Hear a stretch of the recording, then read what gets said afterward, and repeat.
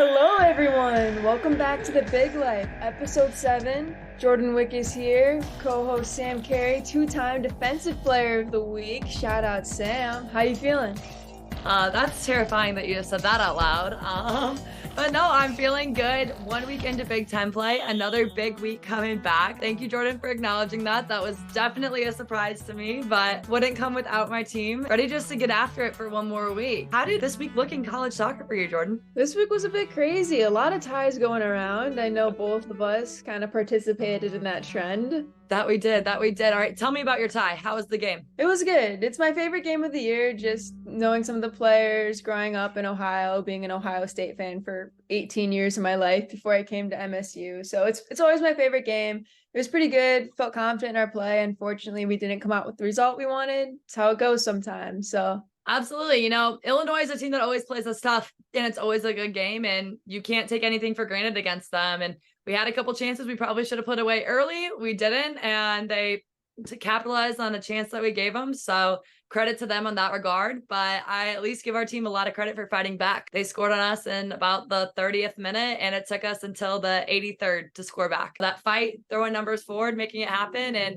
we're happy to leave that game with a tie, and obviously we want a better result, but excited to move forward this week. There's a lot of ties across the Big Ten Conference, so it wasn't just us by any means. absolutely not. There were only 4 results and then 3 ties. So 6 teams ended up coming out with a draw here in the Big Ten conference play. So That's the crazy thing. The margin for error is just so small in the Big Ten, as well as other college conferences, but everyone's good, and it's going to come down to the small things and the details at the end of the day. So a lot of ties will be happening, I'm sure, the rest of the season. absolutely. And this is only the second year, I believe, where you end in a tie. There's no more overtime or penalty kicks, anything of that nature. So until you go into postseason, 90 minutes, you go through it, you're done, and it ties a tie. Absolutely. Jordan, what other games caught your eye this week? Yeah, so I think we have to acknowledge number 1 falling to an unranked Utah State. So BYU ended up playing Utah State, and Utah came out with the win. Yeah, that was the crazy one I think we all saw. Was I remember seeing that Utah State had scored, and I was like, oh, okay, what's the score though? And it was 1-0, and it ended that way. So huge shout out to Utah State. Down goes number 1. Sure, that's a bit of a rivalry too, both schools being in Utah. So super fun to follow along with that. Was there any other? There's a couple other upsets this week. What do you got for us, Jordan? Yeah, another unranked Lamar beating Xavier, who was number 15 at the time. So another upset there as well. Absolutely. And then our last one was Princeton upset Georgetown. Big upsets all across college soccer. And it truly shows that everyone's good at this level. It's just a matter of one more game, 1 minute, anything can happen at any moment. Absolutely. Stuff got really real really quickly. Things just got a little bit harder here.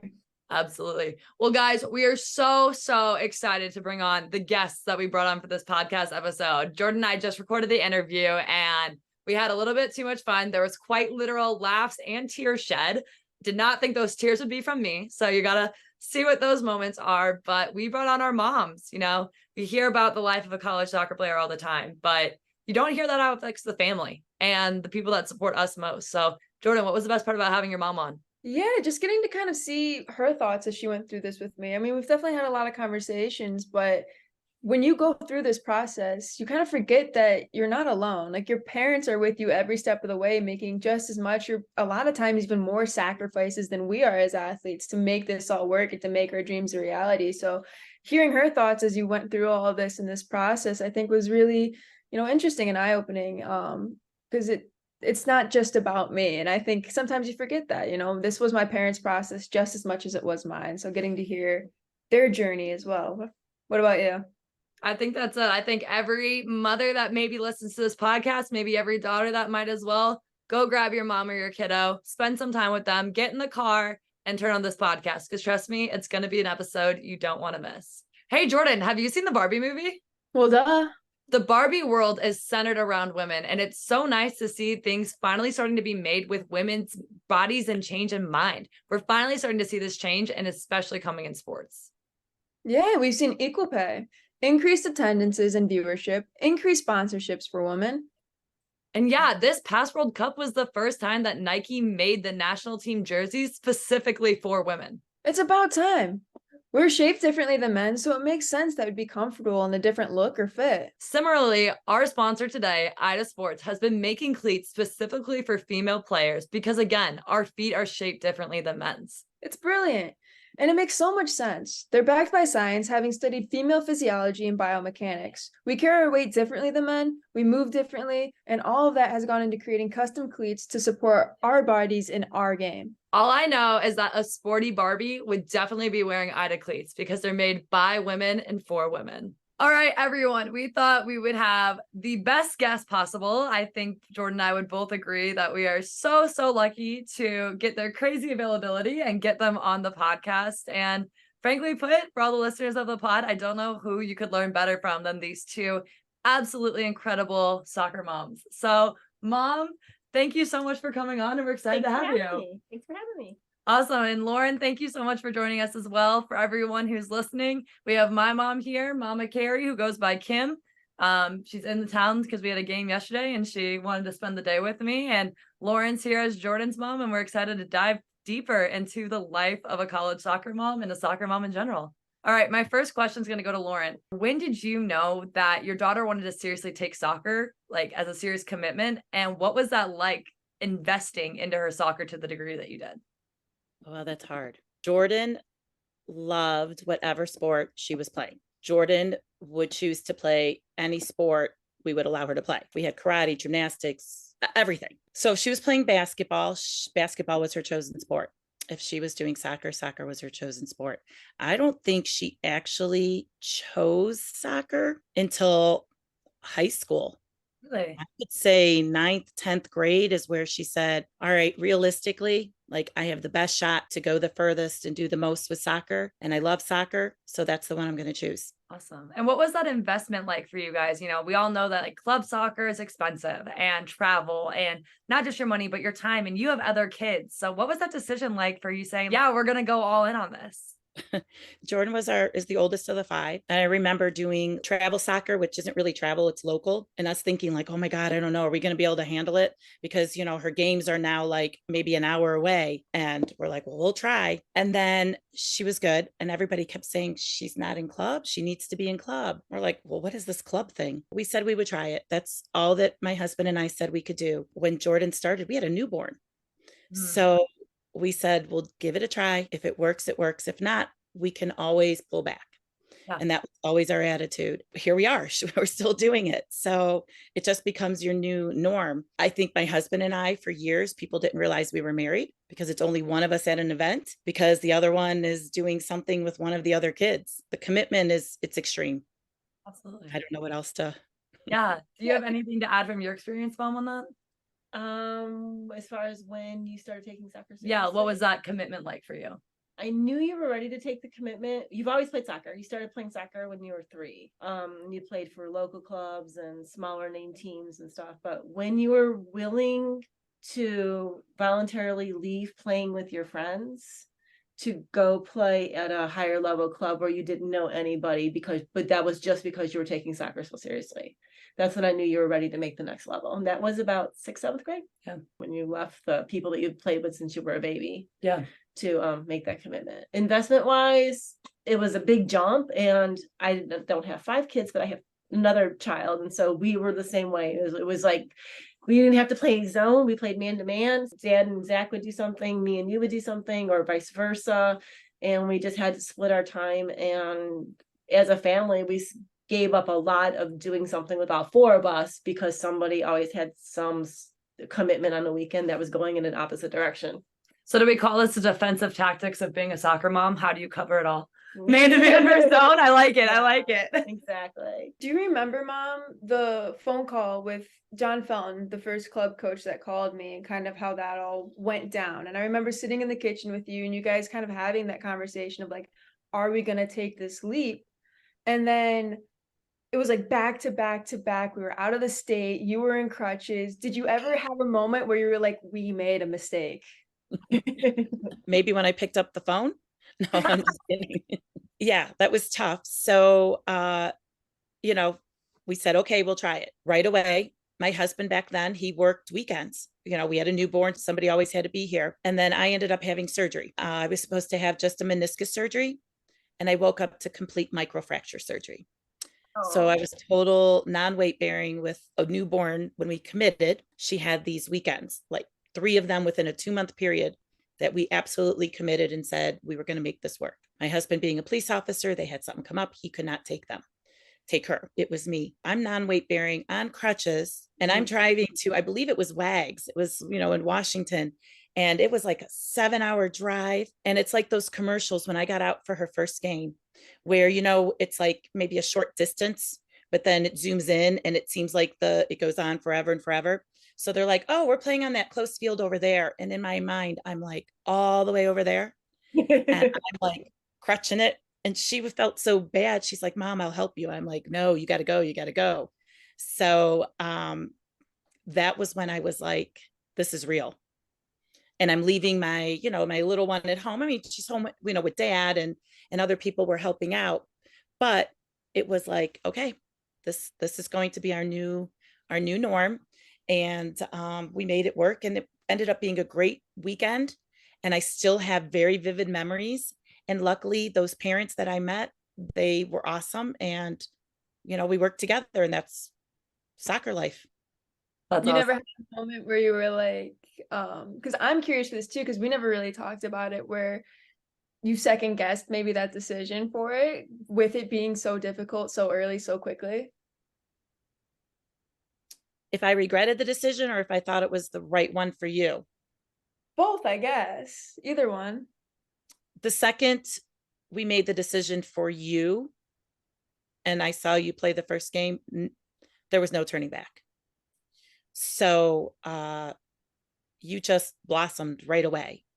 I think it was too easy for you where you were, and you never had a situation where you weren't one of the best on the field locally.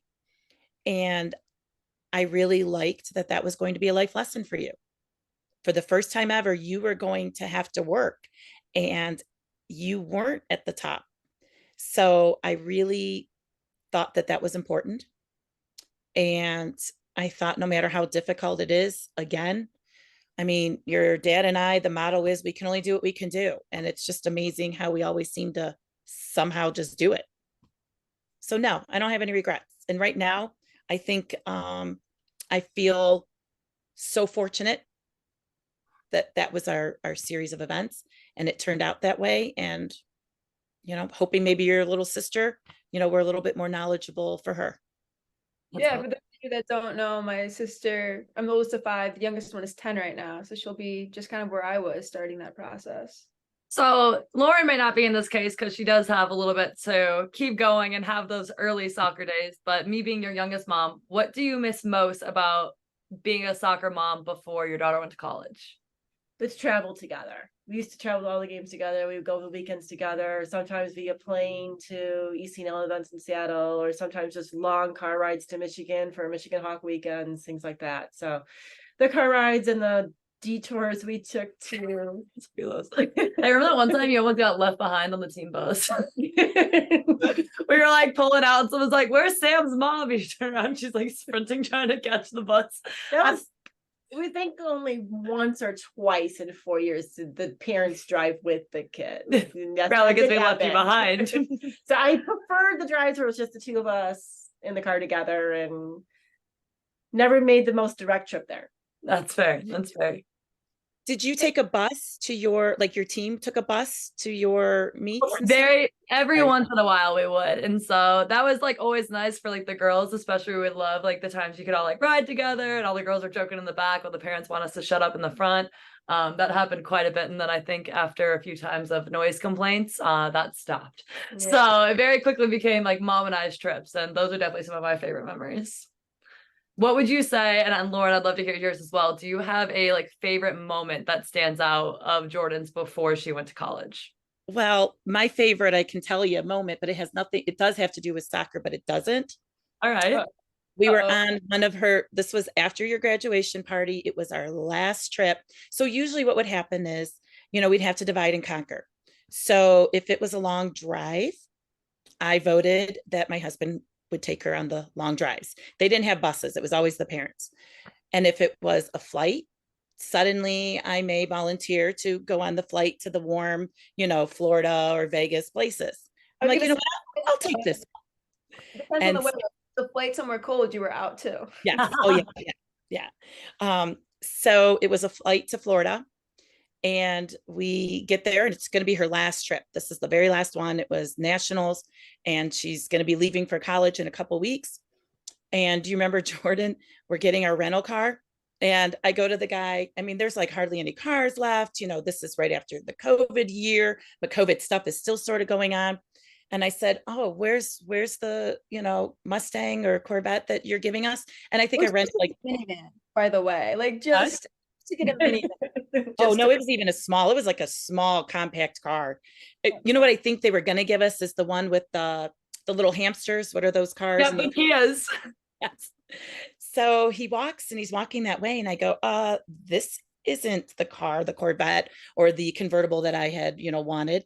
And he's talking, he's like, "You want one? Come on, come with me." And all of a sudden, Jordan and I are in a white convertible Mustang with red trim, and we had this for the entire time. So I think that was my favorite moment, because the first thing we did was we took down the hood, we turned on the music, and she's like, "Mom, you think this can reach 100?" I'm like, "We're gonna find out." And we're driving, and do you remember, Jordan? And then all of a sudden, we may have hit that 100 mark, and then it started raining, and we're like, it's good. And it was just like a light sprinkle. We just kept it, and we just kept driving, singing, and that was probably my favorite moment. I'll always remember that.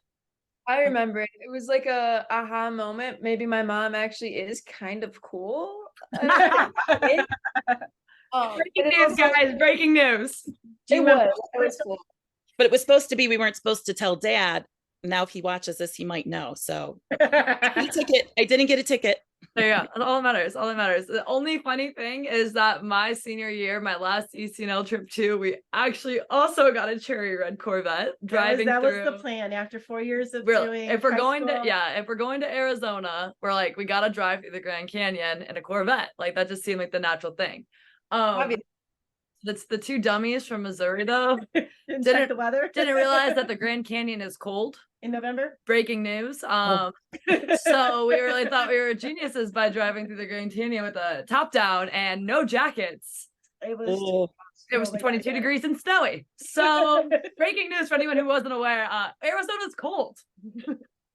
I wouldn't have thought that. And we had the Corvette that broke every. You're not supposed to tell people that. Our hood didn't go up, and then it didn't go back down, and we couldn't get it back up. All right. Anyway, transitioning from all of this craziness, obviously you both have two daughters who are now playing in the Big Ten college soccer, and there's a whole process to get there. So during your daughter's recruiting process, what do you think your biggest fear was overall?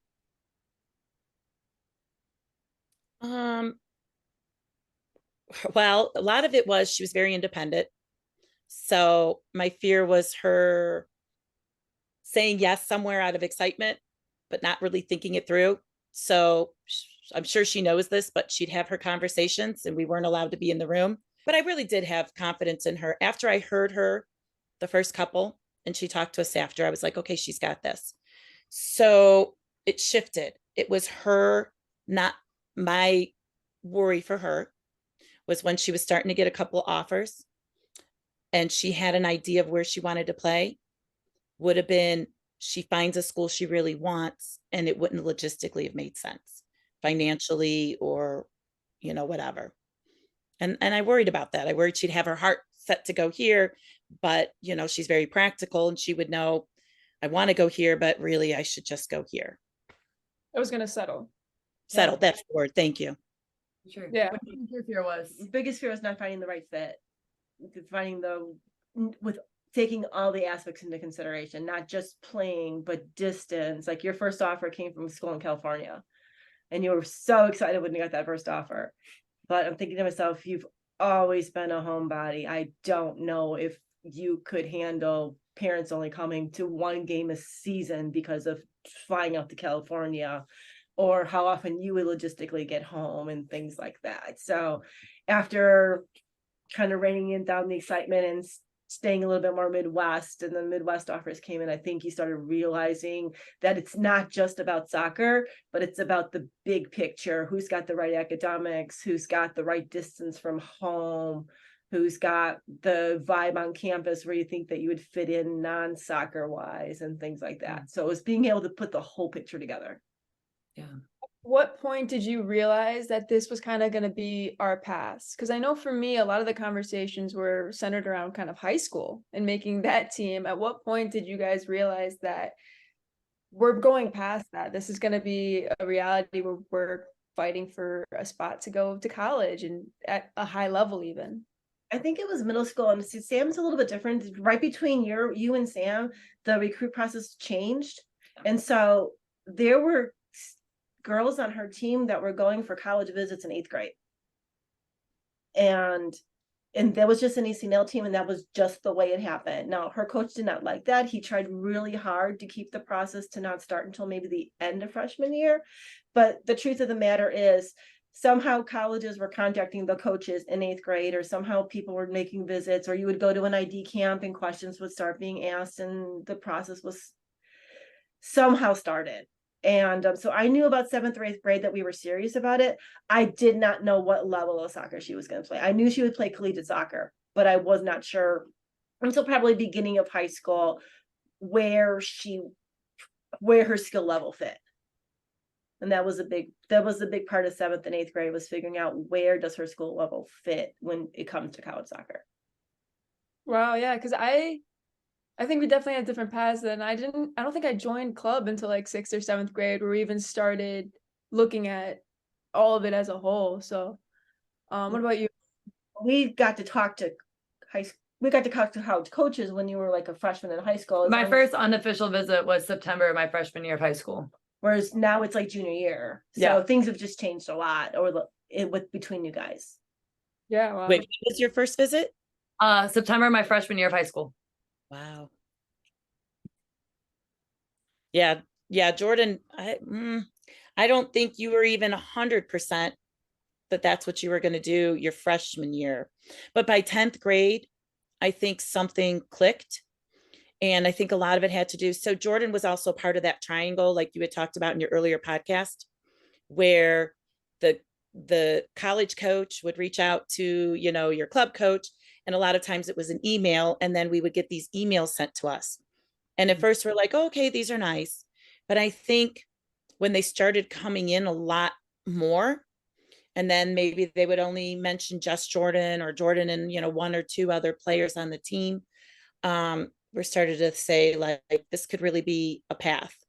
And then right before they did the dead period, because they changed the rules, Jordyn was on the phone for 2 days straight, I think, talking to different coaches and schools that we hadn't even thought were in the picture. We're doing that triangle, trying to at least make communication. And I think at that moment, I knew, that this is going to be something really good for her. Awesome. So transitioning into college, Jordyn's now an upperclassman and I'm winding down with my career. What do you wish you would have known in Jordyn's freshman year that you could give that advice to soccer moms now going into their freshman year of college? You want to go first? That one's hard. After having seen 5 years of soccer play out, it's kind of cliche, and we were told over and over again in high school to trust the process. And I will have to say, you have to trust the process. There is a path and there is a plan, and it may not be exactly what, as a freshman coming in, you thought your plan was going to be, but give it time, have faith in it. Don't give up the dream too early. Just stick with it, because by the end, it probably something good will happen. I've seen a lot of successful people not be successful as freshmen, but be very successful their junior and senior year. Yeah, I think I got to agree with you. I think it starts with those looking to go into college. Some of them gave up too early because, there's no schools interested in me, and they dropped out. And I know others that didn't commit until, all the way down to, I'm going to be starting school pretty soon, a couple weeks. So I agree with you. Trust the process. And if it's in your heart that you want to play college soccer, I think you can find a place somewhere. at some level, some school, you'll find your home. I don't know if I would have thought that before we did all this with Jordyn, but I believe that now. And listening to the podcast that you guys have been doing, I get a lot more insight of things I didn't know. And I guess I would say the same as you. Jordyn has definitely said, Mom, I got it. I'm good. It'll be fine. And then we just let it ride out, and it does. That being said, Jordyn and I have acknowledged on both degrees that college soccer is great, but also has its hard moments. I can tell you the amount of times I've probably called my mom like, I suck and I'm a terrible soccer player. What is your best advice for those soccer moms trying to just support their daughters? Listen, don't intercept. Don't necessarily talk and give advice, but just listen. Let you get the frustration, the rant out of your system, let you talk, and then let you process while you're talking in your safe space in your head to resolving your own issues. So I'm not here to tell you what to do or how to do it. I'm just here to listen to you go through your process. I would say exactly the same. The only other advice is sometimes I have to remind Jordyn, when you guys are playing soccer, your world seems this big. So everything is caught up in just, on the team, the minutes, the points, the game. And every now and then I have to say, Jordyn, take a step back. Look what you've done. Look where you are, and be proud. Your world isn't this small, and you need to look in. Other than that, I agree with you completely. I cannot give advice when it's those moods, because it doesn't go well. We don't like to hear it. What do you mean? And you only get a one-sided approach too, so it's a little hard to give neutral advice, but I have no idea what you guys are talking about at all. But I think it's definitely some really good advice. And, I always have to remind myself a little bit too here, even without you, Mom, like, good. It's not that I'm giving you any credit, because that would be ridiculous, but I appreciate it. What do you think has been the biggest change in our relationship after me going off to college? Not even necessarily as just a student athlete, but just as an individual. After living at home for 18 years, I'm now in a different state, kind of on my own. Nolan, my brother, the next oldest in our little chain here, just left as well. Like, what do you think that transition is like, the biggest change in those relationships? I think you got nicer. And I think that means that you needed some separation too, and we can appreciate each other more, and we miss each other more. And I think you just needed your space. I always knew that you were going to fly. It wouldn't have mattered where you went, what school, how far. Jordyn was always going to fly, but I never worried about her not coming home, because I think you're pretty well tied down to your family. You are connected with your siblings, but you also have no reservations about going, doing, seeing, and being whoever it is that you were meant to be. And so when you went away to college, it was time for you to just fly. And I felt good in it. I actually didn't really cry too much when we dropped you off. Yeah, which is ridiculous, because they cried like a baby for my brother. So, well, but let me, this is also the life of a college mom.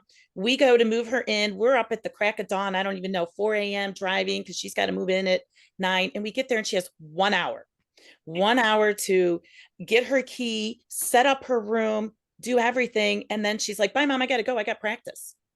And I'm like, okay. And so I think that was part of it. Like, I didn't have time. We didn't even have a long goodbye. The other part was I knew I was coming back in 2 weeks to see you, and 2 weeks after that, and, going to this game or that game. So it didn't feel like a major separation. Now your brother's 12 hours away. I'm still having a hard time. I've seen Jordyn sometimes now more than I saw her when she lived here, because she was always out and about doing something. Yeah. No, I agree completely. She lives 4 hours away from home, but with games and whatnot, you see her. During the fall season, I see her twice a week. Yeah. Which is arguably more than I would have seen you if you were at home. So what do you think the biggest change in our relationship has been since going to college? More of a partnership. I'm more of a listener now, and I let you. Are you trying to say you're like less hard on me than you were? Because I'd like to point that out there. Because you got to a point where you could self-assess yourself accurately, I could stop being hard on you and just being your partner. And that took maturity, and it took until you got to college, I think, to make that happen. Yeah, that's fair. So speaking of, you said you see me twice a week. I do have a specific question to ask you. So one thing about Mama Carrie, good old Kim, she's put a lot of miles on that car. And I think in my 5 years as a college soccer player, you've missed 2 games. And that was freshman year? Once a year. At most once a year. So why do you go to every game? Largely for the hug after the game. You're gonna make me cry. I had a good game, hug, a bad game, hug. Oh my God, I scored my first header goal, hug. Whatever the case is, but I'd say that's probably what it is. Yeah, give her a hug. Oh, that's the cutest thing I've ever heard. Guys, stop. You gotta go. Jordyn, ask a question. I need a minute. I need a minute now after that. I mean, I'm gonna cry here. But it's also a little bit easier. I don't have 5 children, so Yeah. it's just 2 of us. So if I don't get to go to the game, Dad gets to go to the game. So Yeah. we try really hard to. And you were kind enough to pick a school that we could drive to most games. Yeah. They might be 3 to 4 hours away, or maybe even 8, but they're at least drivable and they're not across country. So Yeah. we appreciate that. Yeah. Mom, what do you think the highlight of my college career thus far has been? What's been the highlight for you as a parent watching me go through this all? Doing the podcast.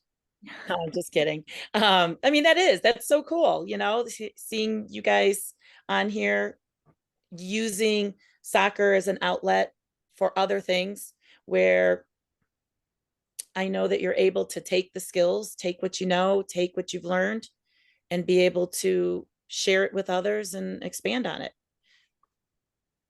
Do you ever think I would, out of all people, be the one to have a podcast? I'm probably the only person who wasn't that surprised. Really? Yes. I literally, her coach's, Gabe's dad, texted me and said, "How is Jordyn doing a podcast? She only said like one word ever." And so I think you got some views just because people didn't know she talked. I definitely think that's true. I think it was a shock factor when I posted that people were like, I have to listen. There you go. Yeah. A view is a view, Jordyn. A view is a view. Yeah, that's right. This is your reminder to like and subscribe, share the podcast. That's the big life. I agree. But no, I wasn't surprised, Jordyn. I was not surprised when you did it, because I don't know, I've always seen it in you. That's how you're wired. The good thing about me and Jordyn is we're alike in a lot of ways. And the bad thing about me and Jordyn is we're alike in a lot of ways. Yeah, we're not alike at all. I don't know what you're talking about. Yeah. All right, Mom, what would you say the hardest part about being a soccer mom is? The worry. You worry, is she happy with her performance? You worry if she's happy, is she going to get to play? You worry if she's don't you want to get hurt? There's a lot of worry and anxiety that goes in. You want her to be as successful as possible. It's your last year, your last chance. You want it even a little bit more this year. So there's a lot of worry. There's a worry about everything about being a mom, but I would have to say the worry before the games. That's fair. Do you have a highlight in my career? What stands out to you? As far as soccer and college? College soccer career.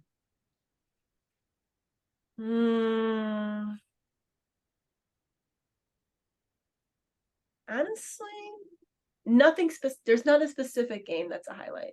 There's many highlights and many movements here or there. That was a great shot, but I can't say that there's one moment that really sticks out as being the best. Mm-hmm. That's awesome. 2 Big Ten champs and no Yeah, highlights. yeah, literally. Not one of them said, "Oh, when my daughter won the Big Ten championship." I'd like to point that out there. Hello, first goals, championships, commitments. Come on, Like, moms. there's a list of highlights I could give you. I was ranked again. Like we could talk Big Ten Defensive Player of the Week ×2. Like, let's talk about this, y'all.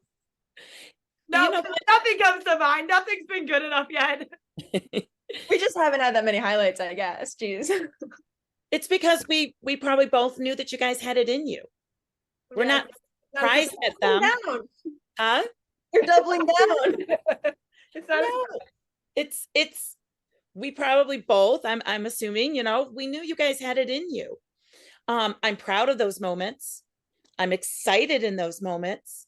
but it's not like they did anything different in those moments that they haven't done for the last 4 years. Yeah, I'm not surprised by them. I think truthfully, this whole thing, the hardest part for me is the guilt because I can't be there more. I can't share in there more. When Jordyn was a freshman, she had her first game and it was on a Thursday. And, you know, I work and I have the kids have school and everything else. And she's like, Mom, don't worry. I'm a freshman. I'm not even going to play. Not only does she play, but she scores her first collegiate goal. And we weren't there. So I felt guilt for that. So then I made sure we were there for the second game, which luckily we saw her assist. But there's games where we can't travel. You know, we can't go to the different states. There's some weekends where, I mean, I have to balance it out. It's not fair to go to all Jordyn's games and then miss out, you know, when the other kids have a tournament and they need a parent to take them or whatever. And we can't, you know, there's more than just the two of us can handle. So there's a lot of guilt. She will say why they don't need to go, but but she understands that too. And I'm very lucky that with 5 kids, they all know we can't be at everything, but that doesn't make it less easy for us. You know, I'm it's hard. incredibly impressed by how well you guys have been able to pull this off because I never in a million years would I have expected to see you as much as I have. You guys come to a lot of stuff considering, you know, everything. So even with all the guilt, I mean, you guys make it to quite a lot. Yeah. Yeah. And I'm happy with as much as we're able to go. And a lot of it is, you know, thank goodness your dad, because there's days where I'm up at, you know, so early and I'm doing stuff and he'll do a lot of the driving. So maybe most of the driving. Yeah, all. But I mean, I would drive, but if I get somebody else to do it, why not? But you know, it's nice that I have him and, you know, we work together and we set it up and, you know, makes it enjoyable. All right, well, we will wrap up. We know that you all have plenty of things to do with a speed round. So I have a couple of just quick buzzer questions. We want your impulses. We want your first thought that comes to your head. So let's get it. All right. What is the best road trip snack? Oh, gummy bears. Gummy bears. Well, for me, it's Red Bull. So Right, there we go. We're taking the caffeine and the sugar. Fueling of a soccer mom road trip. I love it. What has been the favorite goal that your daughter has scored? Lauren, you're first. we were in Florida and they were losing. And it was a big game to go on to the next round. And Jordyn scores with this awesome, I don't even know how she got up that high, header goal. That's awesome. Mom? Has to go back to high school. That set piece goal. They got the district championship. God, I've scored a lot in college. I just would like everyone to know that the peak of my career did not come my junior year of high school. You're at least a defender. I'm a forward. That's You the scored thing. against Penn State last How year. many intentional goals that we scored in college? 2. Okay. So the second place goal was last week's. Last week's goal of Last corner week's kick. was- Okay. yeah, her first header goal in 23 years. All right, let's talk about- Congratulations. All right, Mom, what is the biggest advice you have for a soccer mom? Breathe. Important. Trust the process. Breathe. It will all work out. Mine is make friends with the other soccer moms. They'll be your support and they'll help you when you really need it, whether it's a ride, whether it's advice, whether it's to tell your kid to, you know, be nice to their mom. That's awesome. Jordyn would never be mean. What are you talking about? Okay. What has been the biggest advice or biggest mistake in your opinion that soccer moms make? they get too involved and try to do things for their daughters. You should be handling your own phone calls. You should be handling your own conversations as a recruit, moving on. And then once you get to college, it is not my place to call your coach ever. It is your place to handle all those conversations. And that needs to stop for other moms. I would say what they say on the sidelines. A lot of times they get upset. Why is that player playing? They make comments, and I understand they're doing it in the moment. And of course, they're focused on their own child, but it impacts the girls. It impacts, the atmosphere, the environment. Be careful what you say on the sidelines. Like that. Good Speaking answer. of, Good answer. what has been the craziest moment you have seen on a soccer sideline? Look crazy. It's like, you have a good one. There's a lot of them, but I'd have to say when you were maybe 3rd or 4th grade and we had to call the police and parents got arrested for getting into fights. Yeah. I mean, 3rd, 4th grade, that's a little early for soccer to be that serious. I thought you were going to say the parent jumping the fence and charging me as a referee, but I That's- guess that goes into a different side. That's where I thought I was going. As a referee, that was the craziest. As a parent player, that's a different story. All right. So yes. When you were Thank 16, watching a game, and They came very close, but I was 17 and a minor, so that would have been a lot of an issue. Oh my gosh. yes, other referees got in there and were her bodyguard.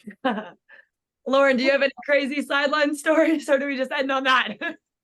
No, just sort of what you said that I can remember. I mean, we had one soccer mom on the club team who was very vocal, and she would, get into it sometimes. But I think the craziest one would be when your high school coach, who was a very quiet guy, and there was a play with you, and this quiet guy, oh, I've never seen a coach so mad. And they booted him from not only the field, but they told him he had to leave the entire facility. And he did that all defending Jordyn, and like quiet before, quiet after, but in that moment, it was intense. Shout out Scott Ward for sure. Yes, yes. Total respect. All right, guys. Well, thank you so much for spending the afternoon with us. I know our listeners are going to love hearing your guys' perspective, because frankly, it's perspective that's not really talked about as much as you guys impact our lives every day. You're our sounding boards, you're our best friends, and of course, you're the reason why we might be the psychos that we are. That's So right. we love you all so much. And thank you, Mom. Thank you, Lauren, so much for joining this podcast. Thank you guys. Couldn't have lived the big life without you. Thank you for letting us be on here. I love watching you guys and listening every week. So Jordyn, I did not think I would be leaving in tears with that interview, but I just walked my mom out the door and gave her a massive hug. How are you feeling after that? Feel good. I feel good. It was a really good conversation we had. And I mean, your mom made me cry a little bit there. I mean, talk about getting emotional. Yeah, did not see that coming. We're both people that don't really do that. So that was a weird moment in the Carey family that everyone listening got to witness. So hope you enjoy. Speaking of parents, we actually have a write-in question, one of our first ones for the podcast. So we're so thankful from Amy from Massachusetts writing in. And anyone else who has questions, please write in, either DM us or Girls Soccer Network on Instagram, or reach out to me personally and email scary@girlssoccernetwork.com. And we would love to feature your questions on the pod. So Amy asked, as a parent of a high school sophomore just starting the recruiting process, did you or your parents subscribe to any of those recruiting services or platforms that are out and about? I'm sure I had stuff out there, like the free ones we signed up for. I didn't pay for any of the bigger ones. I used it mainly to just kind of like have all my information in one spot.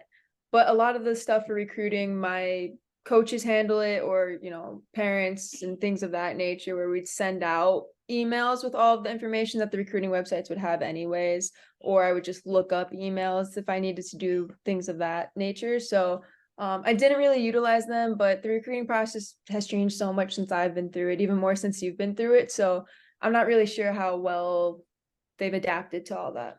Absolutely. Once again, I also didn't use any of these platforms or services. I definitely was aware of them, and I remember seeing them on social media and the emails and stuff like that. I personally did not use them in my experience. those services tend to be tailored to like an NAIA or a D3 or D2, maybe even level. And not that that's an issue at all. If that's what you're aiming for, that's perfect. Everyone's process is different. The way people do things is different. I found that most of my recruiting success, like Jordyn said, came from contacting coaches directly, whether that be finding their emails on their websites, directly giving them game schedules and being in contact as much as I can with the rules. And obviously those have changed, but those services are not something specifically I used. All right, another question. How do you keep yourself organized during your busy high school years as an athlete or student? See, I think if you've listened to the podcast episodes thus far, you know that maybe I'm not the ideal person to ask this question.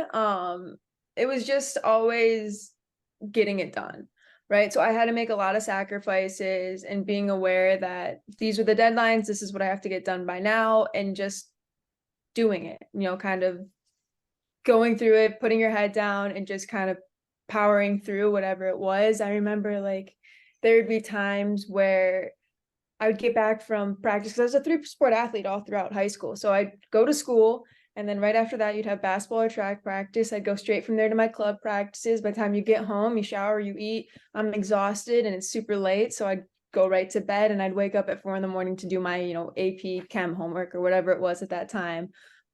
It was just knowing that those were the sacrifices I had to make to achieve what I wanted to achieve. I wouldn't say I was the most organized with it or disciplined with it. I'm sure there's better ways to go about it. But it was just kind of a realization, like you have to do what you have to do and you got to get it done. There's a quote that I love that I feel like I hear a lot, but it's just, it takes what it takes. And at the end of the day, it takes what it takes. I would say I was a bit more organized than maybe Jordyn was. My biggest thing was sticking to a routine. So in my head, in my body, I knew I woke up, I went to school, I came home a little bit before club soccer practice. I got all the homework I possibly could done then, went to club practice, and then grinded it out. And it didn't matter if some homework nights were lighter and some I was up till, 11 o'clock midnight doing that homework. But when I knew that I had to get the biology homework done and the math homework done, and that was the way I was going to check it off, my brain was able to process that instead of just being like, I don't really know what I'm going to do today. So having a plan, having a routine, and just being able to set yourself up for success. So in the morning, knowing that this is how my day is going to happen really helped me process and give a list. Just seeing checks fly up a checklist, there's nothing more satisfying to me. So writing out a checklist, scratching out that thing, like just seeing those little successes and using momentum off that. Absolutely. I mean, yeah, like you said, utilizing the time that you do have, like there would be times where I'm at basketball practice or a basketball game, and like at our 5-minute break we have in between, I'm like doing my chem homework or I'm doing my biology homework, whatever it was at the time. So making sure you know what you have to get done, and then just utilizing the time that you have to the best of your ability to actually achieve those results. Absolutely. And last question, do you ever worry about being a D1 athlete and missing out on the other aspects of college, of life, or even a focus on your education? This is a really, really good question. And it's something that I definitely have worried about in the past. Prior to getting here, freshman year, where as a D1 athlete, we're never going to get the typical college experience. And I think that's something kids get in their head where they want to balance it. You're not gonna. Like, there's no balance. Like, this is your life. You're not gonna get it. But it's the realization that this is what we've worked 18, 19, 20 years to achieve, to get here. And now you're here. Like, you made it. Like, this is all of your dreams coming true. And you're gonna be kind of upset that you can't go to a party or a frat or whatever it is, go out on a Friday night. Being in it now, it just seems kind of silly. But it's definitely something I was worried about, where I was missing out on the typical college experience until I realized that that's not what I wanted. Yeah. Like, I would sacrifice that every single time to get to play soccer here at Michigan State at this level. Like, this is what I want to do and this is what I want to achieve. And if you don't want to do that and you want to have a balance, then I would not suggest being at this level, because what a lot of kids think they're going to be able to balance, you're not going to. This is your entire life, essentially. So 100%. I love this question that was written in. And my first reaction is, I don't worry about it because I know I'm not. Like, I know I'm going to miss out on it. And that's just a fact of life. But like Jordyn said, we get to experience something as D1 athletes that other people dream of. And how cool is it to say that, like, the other day you flew out to North Carolina. I've been to Virginia and Mississippi and how many states already playing the game I love. So yeah, guess what? I've probably been to about 2 football games in 5 years, maybe. You know, I don't go out to the parties or whatever. And there's no problem if that's the college life that you want, 100%. You know, as for a focus on academics, I will say when it comes to being a student athlete, I think that is where things are manageable. Your social life will be the first to go, 100%. But also, you're a student athlete. That's kind of what you signed up for. That being said, you know, I've never felt a holdback by being a student athlete. They will do whatever it possibly can to get your academic goals to also come true. And, you know, there might be some situations where you don't want to do a certain major, or you're scared to take a lab this semester that you really want to take because you don't want to miss it because of soccer. But there's flexibility and there's workarounds. And there's, of course, going to be moments here or there that you don't go to. But like Jordyn said, we also get so much, and we dreamed of being here. So yeah, do I get sad sometimes when you miss that? Of course. Like, there's FOMO. I'm not going to lie about it. But I dreamed of being here my whole life. So it's just also being grateful for that too. Absolutely. It's a different experience, and it's not necessarily like a worse one. My social life, those surroundings that you get from maybe doing what other kids, I don't even know what it is anymore, but like the typical. What do people do? What do you do for fun? I don't like what so much time. But like, I mean, I live with 3 gymnasts. I live with a soccer player and 3 gymnasts. Like, I have my community within the athletics programs now. Like, that's my social group, my friend group. That's who we hang out with. I get to live with them. Like, there's my social aspect taken care of right there. They're my roommates and my best friends, you know, all in one. And then the academics, I've always had the personality where I'd rather try and fail than never try at all. You know, I'm a mechanical engineering major. I have a 3.7 GPA. Like, I'll be the first to admit, and you've heard me admit it, like, it is hard, but it's not undoable. You know, it's just, what are you willing to sacrifice to make it work? You know, and I got lucky that I have people to help me, and it's resources and advantages. Does being a student athlete make it way harder to pull off? It's continuing to be hard, but I'd rather try and fail than never try at all. And it's worked out so far. So I love that. I love that. Well, Jordyn, thank you so much. Amazing time as always. What does this next week bring for you? yeah, it turns out we have a little bit of the same schedule here. Nice little trip. We have Minnesota, Wisconsin, so we'll be gone away for both games. We're gonna charter, leave Wednesday night, and then we'll be gone Thursday through Sunday playing both those teams, and we'll charter on back. We're quite booked. We have Wisconsin and Minnesota, so do me a huge favor. Thursday night, wear Minnesota out. That way, they're maybe a little bit more tired when they come to Iowa City on Sunday. But another jam-packed week of college soccer, of Big Ten soccer. Watch all of our games on Big Ten Plus. Please don't forget to like, subscribe, send this to a player, a teammate, a coach, a friend, another soccer mom. We love all of our soccer moms as always. And thank you so much, Soccer On. Bye, guys.